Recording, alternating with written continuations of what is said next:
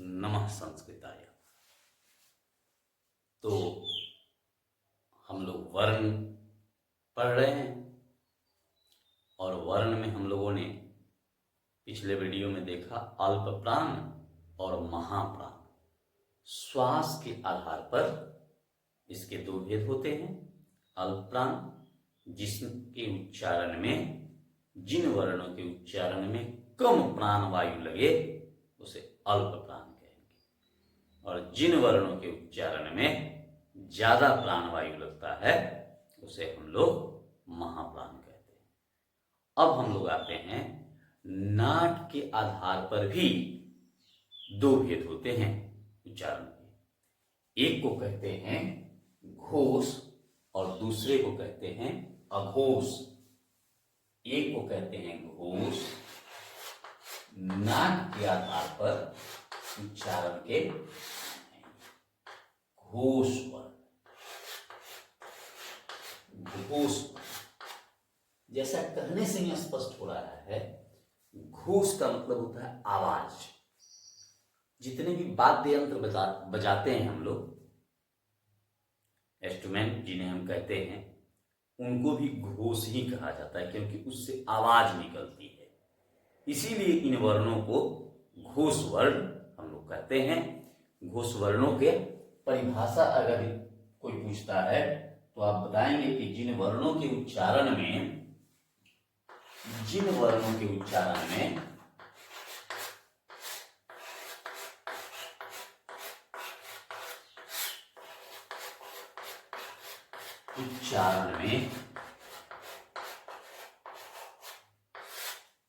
उच्चारण में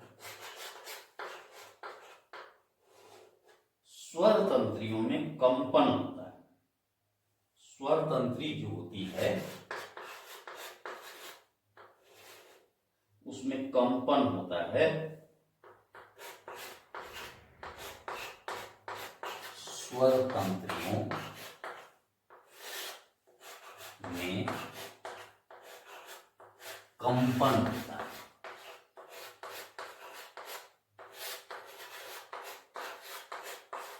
कंपन होता है।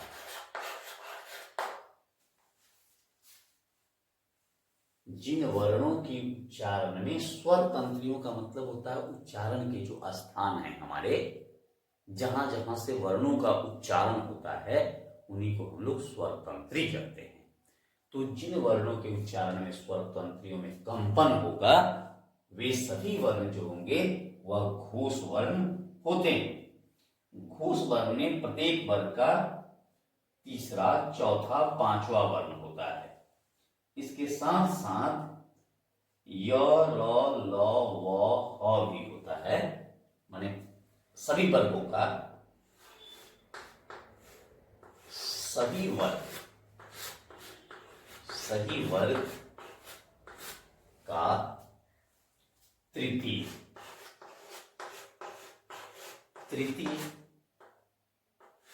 चतुर्थ और पंचम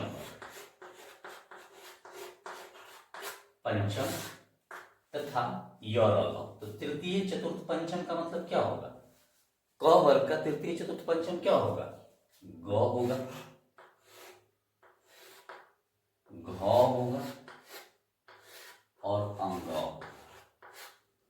उसी प्रकार से देखेंगे तो ज होगा, झ होगा, य। अच्छा, तृतीय वर्ण लिखना है तो केवल तृतीय ही लिखते हैं सभी वर्णों। क वर्ग का तृतीय, च वर्ग का तृतीय लिखेंगे तो ज हो जाएगा, ड हो जाएगा, द हो जाएगा और ब हो जाएगा। ये देखिए प्रत्येक वर्ग का तृतीय वर्ण हो गया।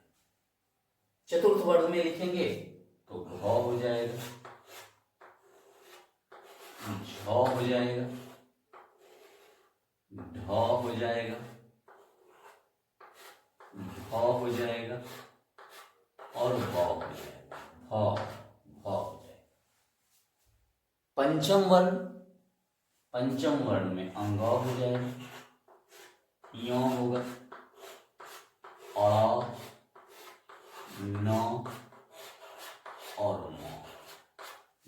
पंचम वर्ण हो। और इसके बाद में य, र, ल, व, ह होता है। इसके साथ साथ य, र, ल, व, ह। ड और ढ भी इसमें रहता है, लेकिन सामान्य रूप से हमको ये पढ़ना है। घोष वर्ण जिन वर्णों के उच्चारण में स्वर तंत्रियों में कंपन होता है, वे सभी वर्ग जो होते हैं वह घोष कहे जाते हैं, जिसमें सभी वर्गों का तृतीय, क वर्ग का तृतीय, च वर्ग का तृतीय, ट वर्ग का तृतीय, त वर्ग का तृतीय और प वर्ग का तृतीय। वैसे ही तीसरा, चौथा, पांचवा, तीसरा, चौथा, पांचवा, तीसरा, चौथा, पांचवा, तीसरा, चौथा, पांचवा और तीसरा, चौथा, पांचवा, ये घोष वर्ण है। अब बचे अघोष वर्ण। तो इसी को हम लोग अघोष अगर कर दें, इसी वर्ण को यहां हम कर देते हैं अघोष वर्ण। इसका विपरीत हो जाएगा, जिन वर्णों के उच्चारण में स्वर तंत्रियों में कंपन नहीं होता है। बात खत्म। माने स्वतंत्र रूप से हो जाए, नहीं होता है, वही परिभाषा, नहीं होता है। सभी वर्गों का तृतीय, चतुर्थ, पंचम यहां हो गया। तो अब यहां हो जाएगा प्रथम और द्वितीय। अब यहां होगा, चूंकि तृतीय, चतुर्थ, पंचम हो गया, तो अब होगा प्रथम और द्वितीय वर्ग। प्रथम, द्वितीय, द्वितीय और स, श, श। प्रथम में कौन कौन होगा? क होगा, च होगा, ट, त, प, ख, छ, ठ, थ, फ। ये देख लीजिए, प्रथम वर्ण और द्वितीय वर्ण यह अघोष होता है। इसके साथ साथ श, श, श भी अघोष है। श, स, स, यह भी अघोष वर्ण है।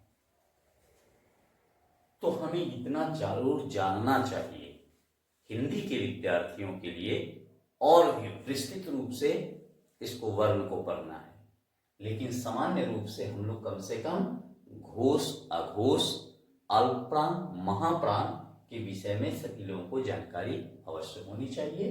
घोष का मतलब उच्चारण करने में स्वर तंत्रियों में कंपन होगा तो घोष होगा, स्वर तंत्रियों में कंपन नहीं होगा तो अघोष होगा। तो ये हुए स्वर वर्ण के उच्चारण के भेद हुए। प्रथम, द्वितीय इसमें हो गया, स, स, स हो गया। तो इसको आप लोग सभी लोग समझ लें, खास करके हिंदी के विद्यार्थियों के लिए यह बहुत ही अनिवार्य है। अतः इन सभी विषयों को जो मैं पढ़ा रहा हूं, फिर मैं आपको कहूंगा कि मेरे पास तकनीक की कमी है। हो सकता है कि स्पष्ट जो आप लोग देखते हैं, जो शिक्षक डिजिटल वीडियो बोर्ड पे पढ़ाते हैं, वैसा स्पष्ट आपको नहीं आ रहा होगा, लेकिन मैं वो व्यवस्था दिया हूं कि जैसे हम एक वर्ग में पढ़ते हैं और वर्ग का विद्यार्थी सामने अपने गुरु के पढ़ता है, तो हो सकता है कि बोर्ड पर कुछ धुंधला दिखाई देता है, लेकिन गुरु की बातों को वह ध्यान से सुनता है और संकेत पूर्वक उनको देख करके वह समझ विकसित करता है। तो वही प्रयास है मेरा। और अगर आप क्रम से वीडियो को देखते हैं, शुरू से वीडियो को देखते हैं, तो निश्चित रूप से आपको व्याकरण नहीं है ऐसा हो ही नहीं सकता है। इसी के साथ अगले वीडियो में मिलते हैं, तब तक के लिए नमो नमः।